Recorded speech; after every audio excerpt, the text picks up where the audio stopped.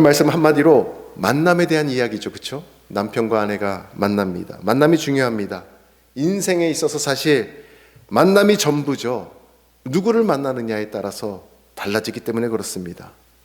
어떻게 만나느냐가 사실 모든 것을 결정하기도 합니다.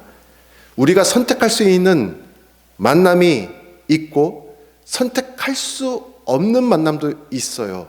선택할 수 없는 만남은 무엇일까요? 누구와의 만남일까요? 맞습니다. 부모님과의 만남을 제외하고는 선택할 수 있는 만남들이에요. 특별히 나의 운명을 좌우하는 만남이 두 가지가 있다면 첫 번째는 배우자입니다. 두 번째는 친구입니다. 이 두 가지가 사실은 굉장히 중요해요. 근데 오늘은 친구는 다음 기회로 미루고 오늘은 배우자에 대해서 같이 말씀을 나누고자 합니다. 먼저 남편에 관한 말씀입니다. 읽었던 잠언서 4장 1절과 2절 말씀을 다시 읽어보도록 하겠습니다. 4장 1절과 2절 말씀입니다.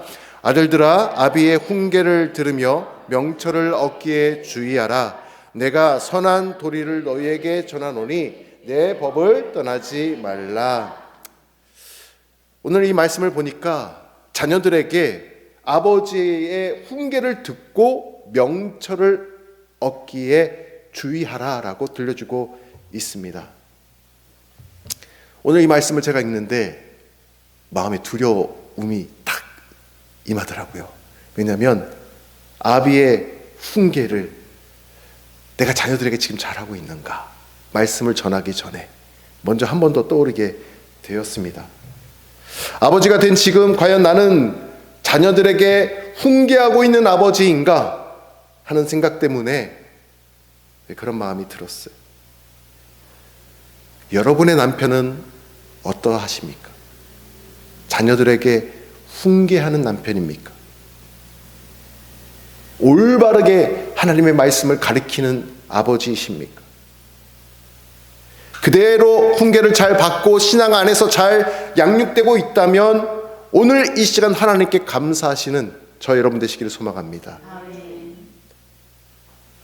만일 그런데 인정하기는 싫지만 물론 가정마다 정도는 다르겠지만 제가 보기에 대부분의 가정에서 자녀의 교육을 전담하는 것은 남편, 아버지보다는 어머니들의 역할이 좀 더 많이 큰 것 같기는 합니다.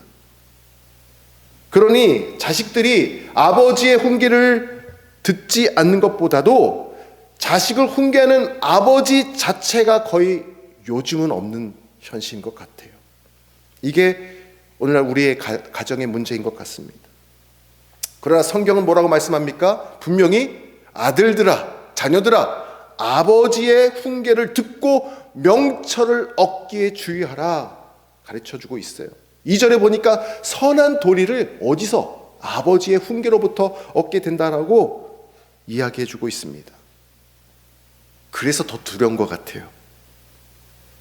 사랑하는 성도 여러분, 이 말씀을 읽고 듣는 이가 아버지라면, 그리고 지금 영상으로 이 예배를 듣고 계신 분이 아버지시라면 오늘 이 말씀을 깊이 묵상해 보시기 바랍니다. 나는 어떤 아버지인가? 나는 어떤 남편인가? 내 자식들을 말씀 안에서 잘 훈계하고 있는가? 아니면 혹시 화만 내고 있는가? 자녀들에게 명철을 전해주고 있는가? 아니면 용돈만 주고 있는가? 이 말씀 앞에서 깊이 생각해 보기를 원합니다. 말씀과 기도, 섬김과 전도, 봉사, 이러한 선한 도리들을 잘 전해주고 있는지, 아니면 잘못된习습관만 전해주고 있는지 돌아봐야 할 것입니다. 만일 이 말씀을 읽고 듣는 이가 어머니라면 역시 같이 점검해 봐야겠죠. 혹시 나는 집안에서 남편으로 하여금 자녀들을 교육하고 훈계할 기회를 뺏고 있지는 않은지 같이 돌아보기를 원합니다. 가끔 남편이 자녀들을 훈계하려고 하면 옆에 끼어들여가지고 아이 그러면 안 된다고 핀잔을 하거나 오히려 분위기를 흐트리지는 않는지 돌아보시기 바랍니다. 그러는 가운데 아이들 하여금 어떤 생각이 들게 할까요? 무의식적으로 아버지보다 어머니의 눈치를 보게 만들기도 하는 것입니다. 한번 생각해보는 이 아침이 되기를 원합니다. 우리 가정에서 내 자녀들이 내 남편, 아버지의 훈계를 듣고 명철을 얻는 은혜가 있기를 간절히 소망합니다. 두 번째, 아내에 관한 말씀입니다. 우리 잠언서 18장 22절 말씀을 제가 읽어드릴게요. 잠언서 18장 22절 말씀. 아내를 얻는 자는 복을 얻고 여호와께 은총을 받는 자니라. 아멘. 아내를 얻는 자는 복을 얻고 하나님 앞에 은총을 얻는 자가 된다는 거예요. 진화론자들이 결혼이라는 제도를 어떻게 설명하는지 아세요? 진화론자들이 청동기 후기에 재산권을 규정하기 위해서 결혼이라는 제도를 만들기 시작했다라고 이야기를 합니다. 그러나 그것이 사실일까요? 그렇지 않죠. 결혼은 그렇게 생긴 제도가 아닙니다. 결혼은 하나님이 제정하셨습니다. 결혼은 하나님의 아이디어예요. 어디서 할 수 있느냐? 제가 준비한 창세기 2장 18절 말씀입니다. 같이 한번 읽어볼까요? 시작. 여호와 하나님이 이르시되 사람이 혼자 사는 것이 좋지 아니하니 내가 그를 위하여 돕는 배필을 지으리라 하시니라. 아멘. 아멘입니다. 남자가 혼자 사는 것을 하나님이 차마 못 보셨대요. 그래서 아담을 위하여 돕는 배필을 지으셨대요. 누구의 아이디어입니까? 누가 제정하신 거예요? 하나님이 하신 거예요. 혼자 사는 남자를 위해 아내를 하나님께서 만들어 주셨습니다. 그런데 그를 돕는 배필이라고 이야기해주고 계셔요. 우리는 돕는 배필 하면 왠지 뭔가 좀 종이 주인을 섬기는 것처럼 그렇게 조금 약간 부정적으로 생각하기도 합니다. 그런데 전혀 그런 의미가 아니죠.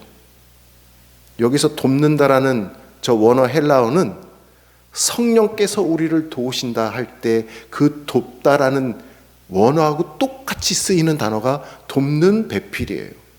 여러분, 성령께서 우리를 도우신다. 전지전능하신 하나님께서 우리를 도우시는 것처럼 그러한 마음을 가지고 남편은 아내를, 아내는 남편을 서로 간에 돕는 배필로 지어 주셨다라는 의미가 있습니다. 좀 더 강한 자가 약한 자를 돕게 되겠죠. 누가 더 강할까요? 남편과 아내를 딱 놓고 볼 때 아내가 훨씬 강합니다. 아내가 훨씬 강해요. 여러 가지로, 여러모로 남녀의 특별함 다 아시잖아요. 여러 가지로 모든 면에 있어서 아내가 훨씬 강합니다. 훨씬 나은 존재예요. 그래서 성경은 그렇게 표현하고 있는 거예요. 성령께서 우리를 도우시는 그 도움을 아내가 남편을 돕는 배필일 때 그 단어에 사용하고 계시는 거예요. 남자가 되게 부족하거든요. 혼자서는 제대로 할 수 있는 게 별로 없어요. 성경을 보면 하나님께서 뭘 만드시고 다 보기에 좋다라고 하셨는데 딱 한 가지만 보기 좋지 않다고 하셨어요. 아까 읽었잖아요. 창세기 2장 28절에 뭐라요? 뭐가 보기 안 좋으시다는 거예요? 남자가 혼자 사는 것은 보기 안 좋아요.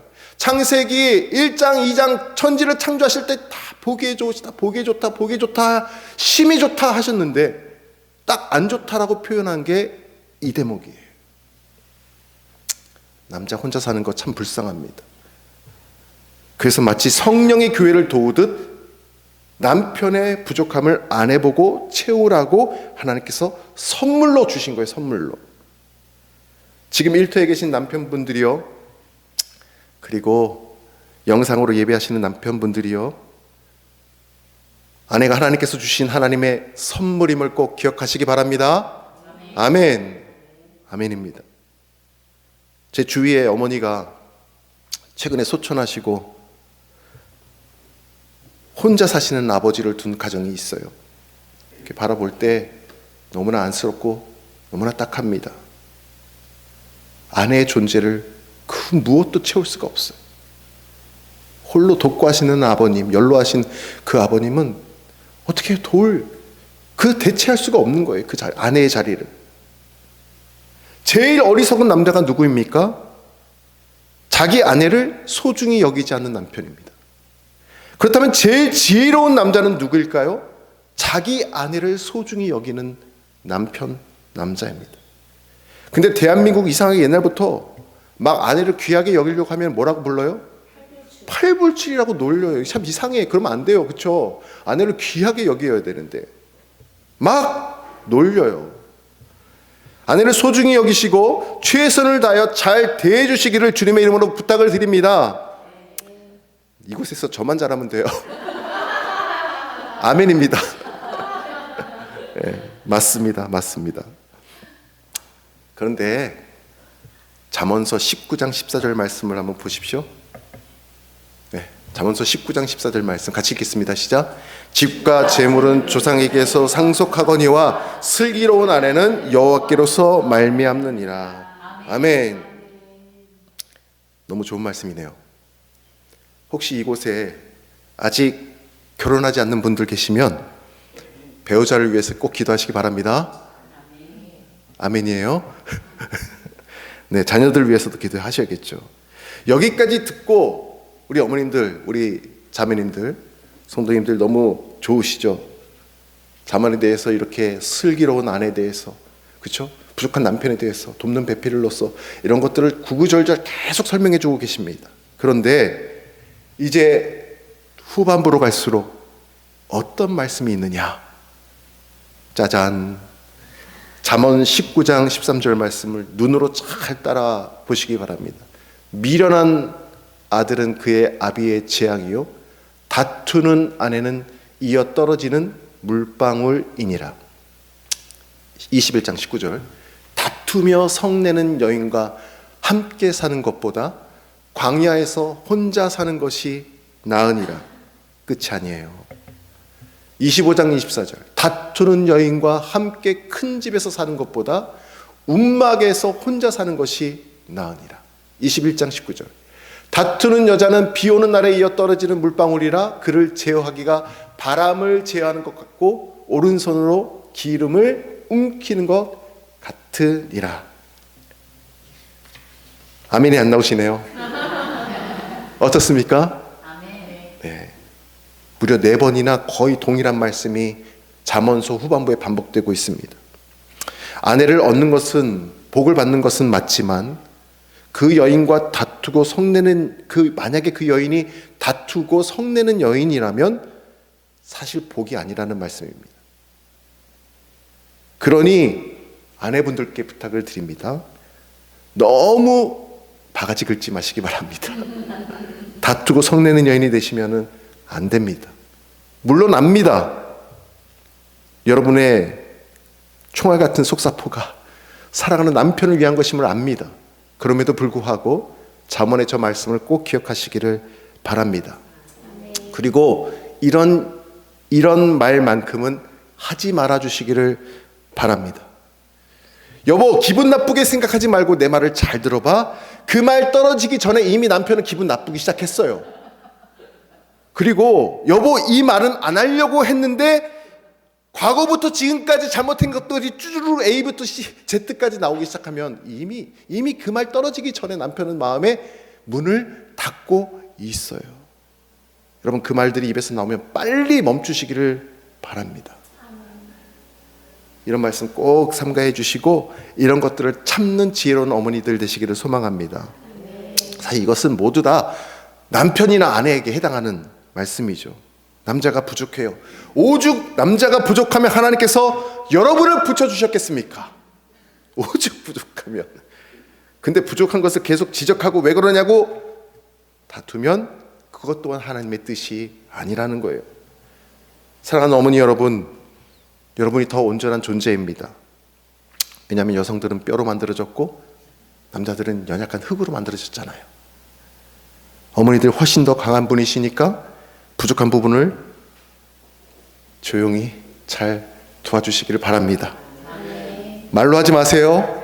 그러면 남편이 더 안 좋게 될 거예요.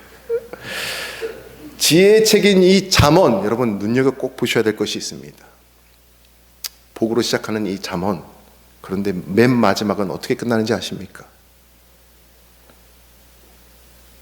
지혜롭고 현숙한 아내로 잠언서는 마치게 됩니다. 정말 놀라운 말씀이에요. 정말 놀라운 말씀이에요. 지혜로운 여자에 대한 이야기로 이 지혜서가 마무리하게 됩니다. 그래서 제가 같이 말씀을 읽어보기 위해 준비했습니다. 마지막 31장 30절과 마지막 31절 말씀 같이 읽겠습니다. 고운 것도 거짓되고 아름다운 것도 헛되나 오직 여호와를 경외하는 여자는 칭찬을 받을 것이라. 그 손의 열매가 그에게로 돌아갈 것이요 그 행한 일로 말미암아 성문에서 칭찬을 받게 되리라. 아멘. 여호와를 경외하는 어머니가 되시기를 바랍니다. 여호와를 경외하는 어머니가 어떤 어머니예요? 지혜로운 어머니요, 현숙한 어머니라 칭함을 받게 될 것입니다. 할렐루야. 부부간에 줄 수 있는 최고의 선물은 무엇이에요? 기도입니다. 오늘 주시는 이 말씀 붙잡고 돕는 배필로서 남편의 부족함을 채워주고 기도로서 최고의 선물을 남편에게 안기고 자녀에게 안기는 현숙한 어머니, 지혜로운 어머니 되시길 주님의 이름으로 축원합니다. 같이 기도하겠습니다.